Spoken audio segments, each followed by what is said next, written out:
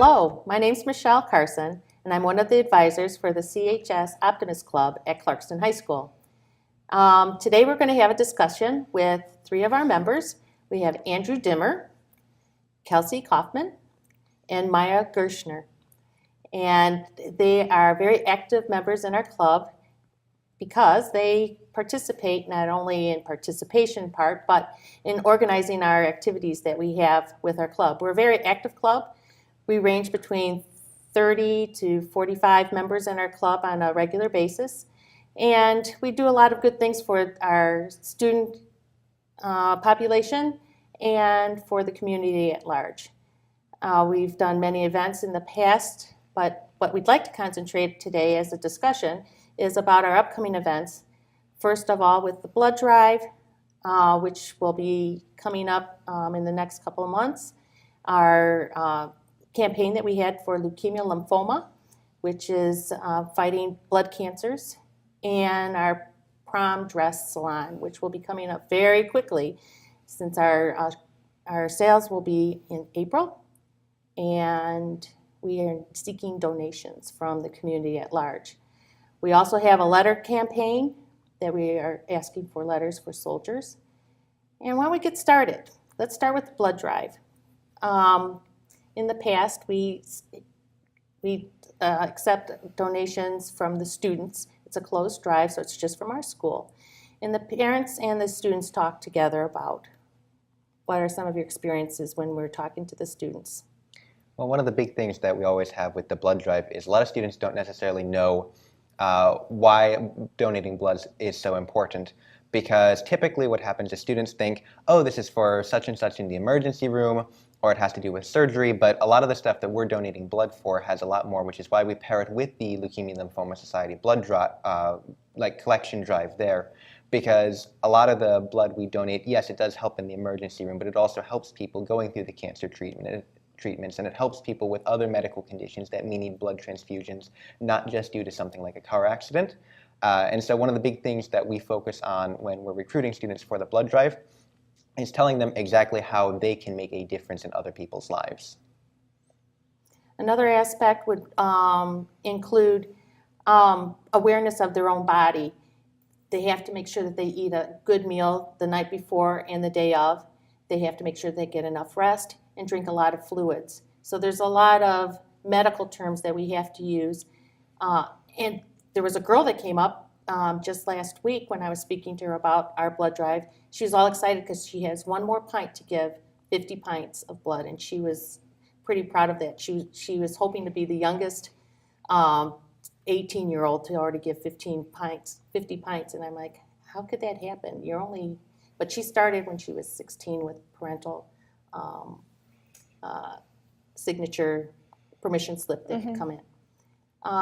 With the leukemia lymphoma, just last month, we had a Miracle Minute. Who would like to speak about the Miracle Minute? Kelsey? Sure. I actually didn't go to this one this year because I was busy that day, but we went last year, and it was a great experience. I really enjoyed myself. We got there, and everyone's all hyped up and excited because of the basketball game, and so you've got this huge crowd of people and all this excitement, and then it really adds purpose to the game when you have opportunity to help other people. And so we had a little table set up, and we got to hand out information and help people gain awareness for this need that we would like to fill in our community. And it was a lot of fun. Were you surprised about the number of people that leukemia lymphoma have touched? The stories that you've heard? Yes, it was pretty crazy to think that something so tragic could affect so many different people. And then it's not something that I think we know a lot about. There's not really a lot of awareness for it. I know I didn't know how this illness worked and how you could help it. But through doing this fundraiser, I've learned a lot about the illness itself and about just seeing that people are willing to care and share and donate and try and help other people in our community. Well, and it's interesting too because one of the big things we do, particularly with respect to the student body, is we go and we kind of advertise what the Leukemia and Lymphoma Society is when we're collecting the signups for the blood drives. We have the table at lunch and people come up and they're saying, yes, I want to donate blood. And we kind of talk to them a little bit about, what the Leukemia and Lymphoma Society is, some of the ways that the blood can be used. And it's always interesting seeing how many students are impacted by it that you don't necessarily recognize.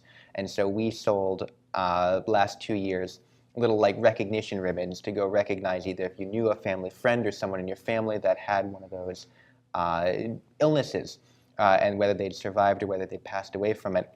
And it was amazing how many students knew someone that was impacted, even though it's not necessarily something you think about every day.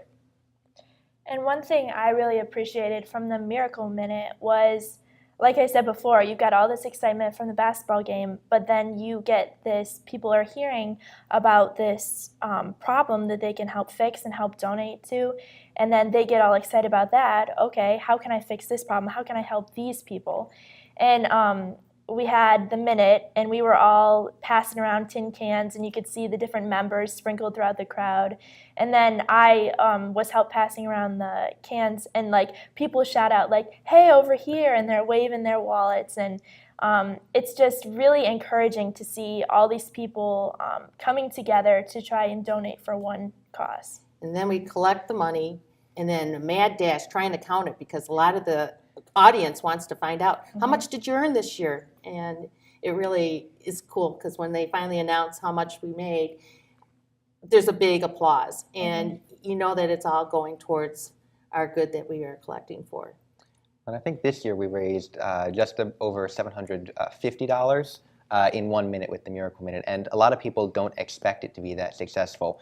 Maybe like $100, $200, something like that. And then, everyone just pitches in a little bit. And it's cool seeing everyone come together and making such a large difference in such a small amount of time. I like hearing the clinking of the coins going in. It just shows success story after success story. So they did a very good job this year. So we made $100 more than we did last year, but we still are in the middle of our campaign, and we're hoping that we are able to send more money on to Leukemia Lymphoma Society at this time. Our next project that we're in the middle of, these two lovely ladies came up with this wonderful idea. We're having a prom salon. So with prom comes dresses and shoes and purses, and they have personally made it their mission, because they ask me all the time, are you ready? Let's go upstairs. We're going to clean through. And we have a bunch of donations from previous years, but we are lacking sizes and shoes and different trinkets that people would use. Maya, would you like to expand a little bit? Yeah, well, the prom dress sale is meant to be a fun way for people to go and get a dress or shoes or jewelry and kind of have a day of fun without feeling, pressure to spend so much. And we're doing a lot of work so far, but we are always accepting like donations, and we also one of the things we're doing is a raffle for like to get your nails done and to get your hairs done, so that people have the opportunity to have other aspects of prom rather than just their dresses and the material things. Yeah, we want to make sure the whole experience is something fun that people can enjoy and just get the whole idea of prom and really enjoy that. So when you're saying that the dresses aren't going to be that expensive, what is our framework that we're working from? Are they going to be $50 or $40 or a mix of everything?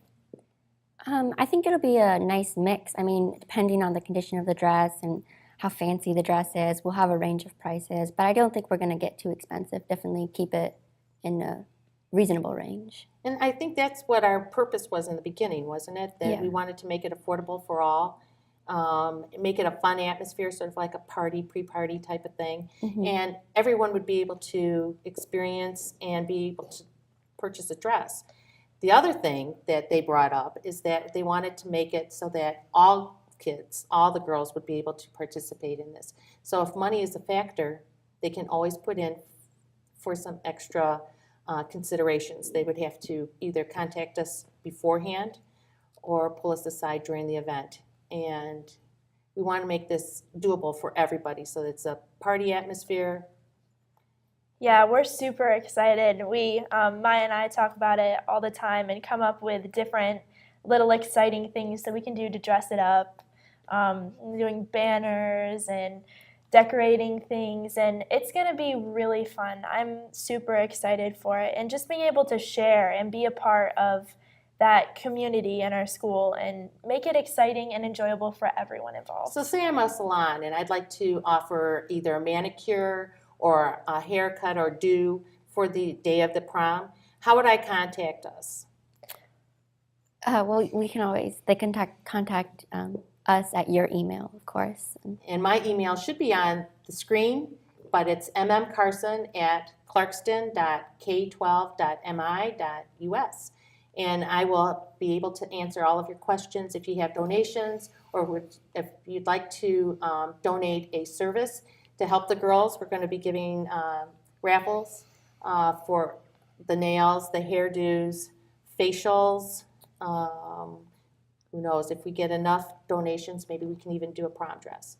So we will be printing up thank you note letters, advertising your business, place of business, so that you can get acknowledgement for this great event that the girls and guys are helping us prepare for. I think the date is April 14th. Mm-hmm. We're going to have it at the school, and we're still getting ready for it. Yeah. What's next on the agenda? Andrew, you had something coming up. Yeah, right after the prom dress salon is actually our big soldier care package project. And we do that in conjunction with Make a Girl Mania in end of April-ish. And so a large part of what we do is we collect donations from different people in the community, from students, to go package care packages for the soldiers that are overseas, including like toiletries, food, things like that. So that's something we're gearing up for. We're starting to organize in terms of how do we collect the donations, how do we logistically store everything between now and April when we've got a packet. We've been writing a lot of letters already, like thank you notes to the soldiers explaining how much we appreciate their service. And so right after the prom dress salon, and we're helping kids here, we're also helping the soldiers overseas. Now, these care packages are different than the packages that we've done in the past. They're like a in-between station that's in Europe, I believe, where the soldiers are coming into the combat area or leaving to come back home. So it's like a snack and some toiletries. Many of them are on the airplane for 10, 15 hours. So this is the only piece of food, because they don't have kitchens on the airplanes. And they may sleep, but they have no nourishment during this whole transition. So last year we made 164 boxes that we sent off to the troops. And we were hoping that we can do more this next year, but we're at the mercy of the donations that we receive or money that is given to us to purchase some of the supplies that we need. What else is coming up? We've got one more thing I thought we were going to talk about. We've done the care packages, the Community Lymphoma Society, blood drive, prom salon. Well, I take it that this is it for today. Thank you for viewing our discussion. It's ongoing. We never know what's going to happen with these kids. I have to chase after them day in and day out because they go much faster than I do. And it's contagious. You have to come and talk to the kids. We're always accepting speakers to come and talk to us about different opportunities that are in the community, and we'd love to come and help you. My name is Michelle Carson, and I am one of the advisors for the CHS Optimist Club, and thanks for listening.